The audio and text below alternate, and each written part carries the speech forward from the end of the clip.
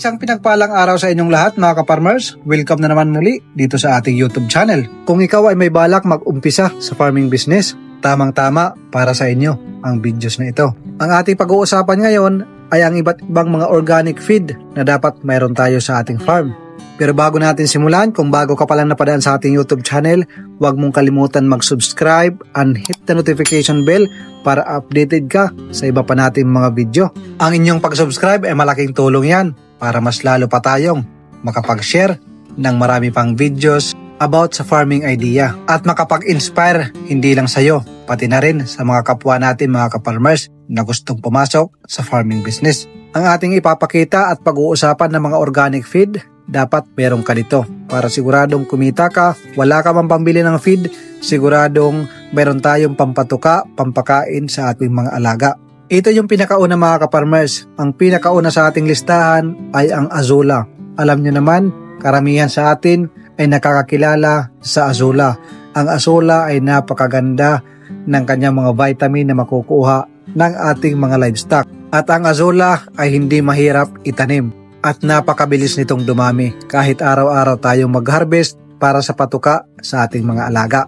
Sa videos na ito ay susulitin na natin pati paggawa ng pellet feeds hanggang sa dulo.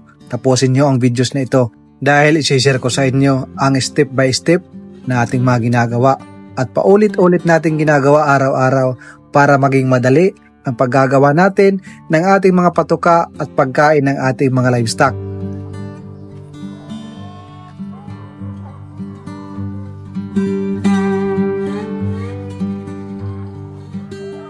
At ang pangalawa na dapat meron tayo sa ating farm, ito yung Madre de Agua.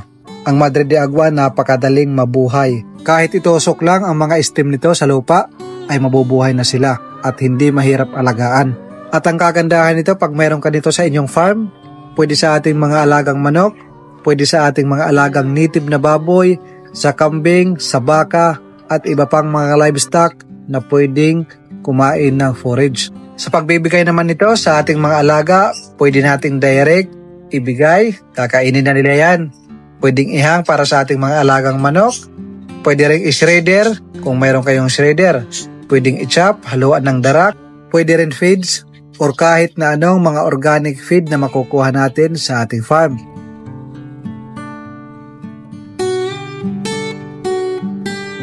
At ang pangatlo mga ka-farmers, ito yung malunggay. Ang malunggay ay isa sa kilala bilang mga alternative na pagkain sa ating mga patuka, sa ating mga manok.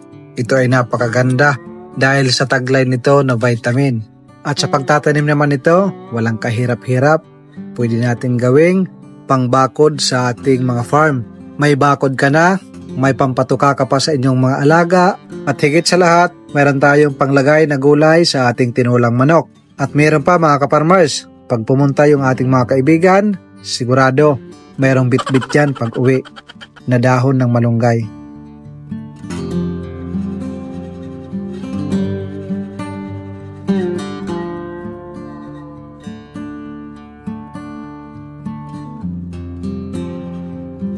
Kabilang din sa mga organic na ating binibigay sa ating mga alaga, ang kamuting kahoy.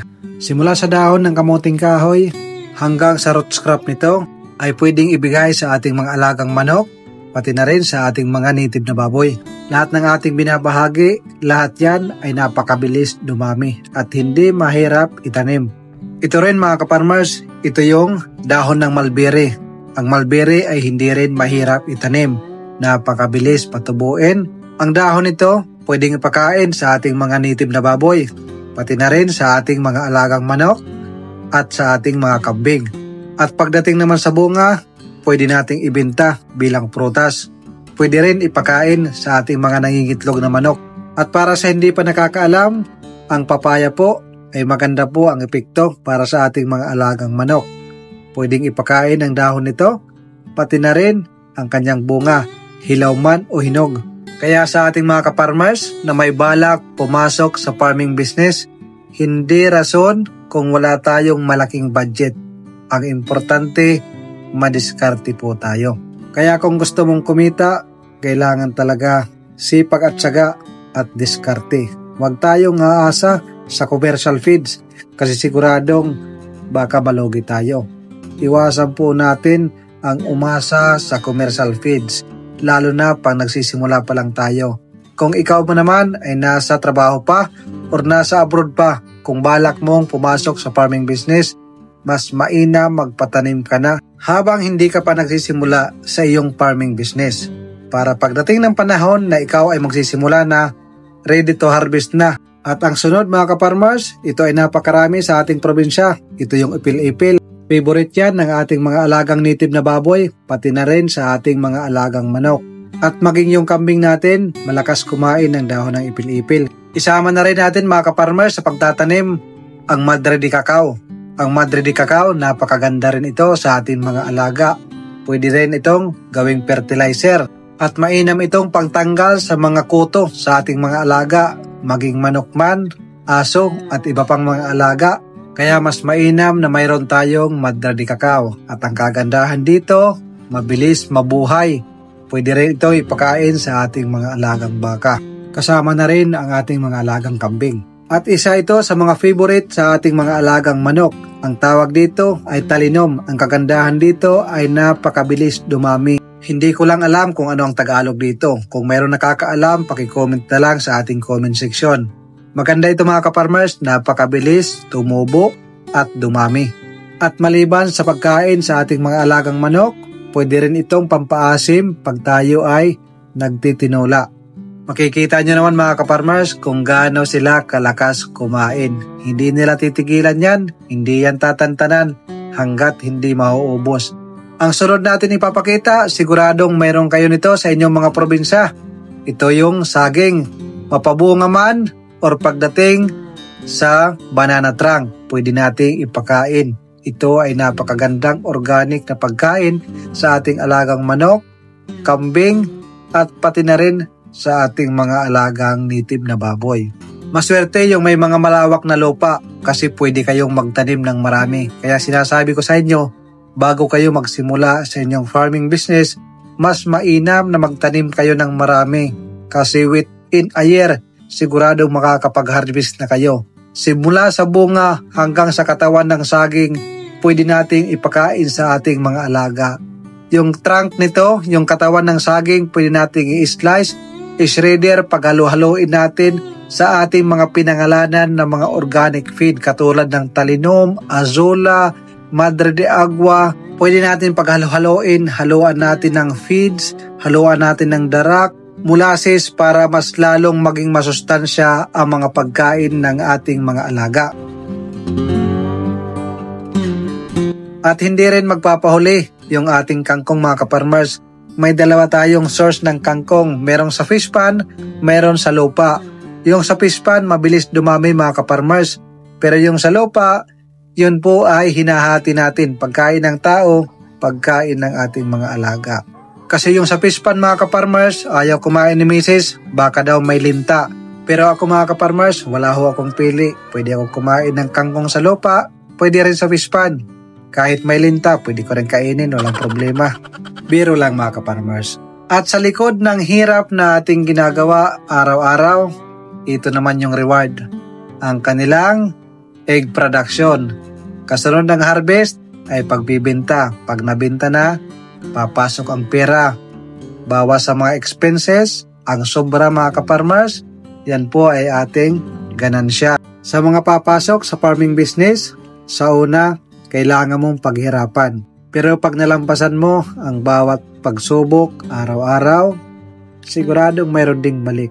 Ang lahat ng ating mga binanggit na mga organic na patuka or pagkain ng ating mga alaga, pag mayroon kayo niyan sa inyong mga farm, siguradong hindi kayo maghihirap sa pagkain ng inyong mga alaga. Pagdating sa commercial feeds, alalay na lang para hindi ganon kalaki ang inyong magagastos pagdating sa commercial feeds. Kasi alam nyo naman, napakamahal ng commercial feeds sa panahon ngayon. Sa simula mga ka-farmers, mangangapa ka pa, marami pang mali ang inyong pagdadaanan. Pero once nalaman mo ang mga teknik kung papaano mo lalaruin, papaano pag-ahalo-haloin ang mga organic feed, papaano ka mag-harvest, saan ang uunahin mo, dapat araw-araw ay iba-iba ang iyong i-harvest. Example mga ka-farmers, nag-harvest tayo dito sa Azola. So sa kabilang panda naman sa susunod na araw, nag-harvest tayo ng maramais ngayong araw na ito mga ka-farmers. So bukas dapat iba na naman. Para yung pagtubo ng ating mga tanim, yung pagtubo ng ating mga organic na pwedeng ipakain sa ating mga alaga ay nakakabuelo mga ka-farmers. Kaya kailangan balance ho sila mga ka-farmers. Malalaman mo naman, makikita mo naman bawat tubo ng iyong mga pananim sa inyong farm.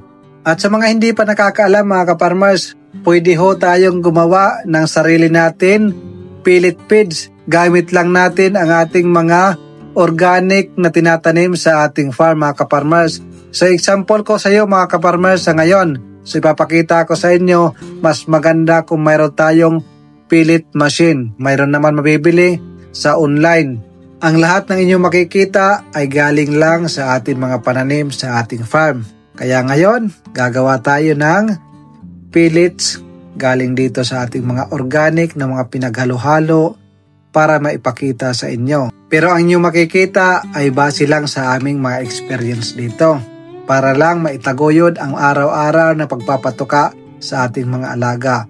Pero kung gusto niyo ng perfect, pwede kayong magpunta sa Google, i-search nyo ang tamang ratio or mixture na paggagawa ng patuka para sa ating mga nangingitlog na manok. Ngayon, ang ating gamit mga ka-farmers, Copramil, Azola, yung papaya, at yung maramais mga ka-farmers.